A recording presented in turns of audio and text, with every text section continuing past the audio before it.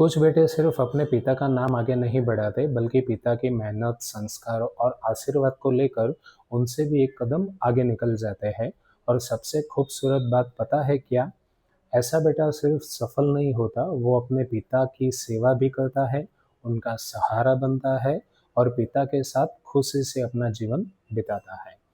क्या कुंडली में इसका कोई संकेत होता है? तो हाँ, आइए दो बहुत इंटरेस्टिंग कॉम्बिनेशन हम समझते हैं। पहली बात, बेटे की अपनी कुंडली से अगर बेटे का नाइन्थ लॉर्ड 11th हाउस में चला जाए तो ऐसा योग बेटे को पिता से भी आगे बढ़ने, पिता का नाम रोशन करने और पिता की सेवा करने की क्षमता देता है। एक एग्जाम्पल से समझिए, मान लीजिए कन्या लग्न है। कन्या लग्न से नाइन्थ हाउस होगा वृषभ, इसलिए नाइन्थ लॉर्ड होगा शुक्र। अब यही शुक्र 11th हाउस यानी कर्क राशि में बैठ जाए तो यहाँ एक खूबसूरत कनेक्शन बनता है।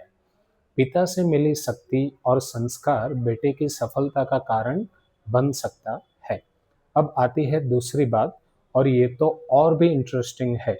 पिता की कुंडली से बेटे का लग्न देखिए।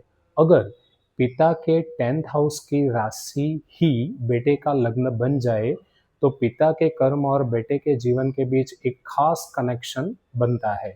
मान लीजिए पिता का धनु लग्न है तो पिता का 10th हाउस क्या होगा? कन्या राशि।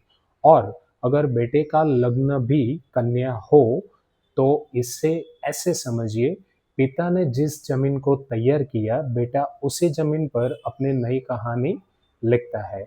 ऐसे योगों में बेटा सिर्फ अपने जीवन में आगे नहीं बढ़ता, वो पिता के साथ सुख से रहता है, उनकी सेवा करता है और उनके लिए एक मजबूत सहारा बनता है।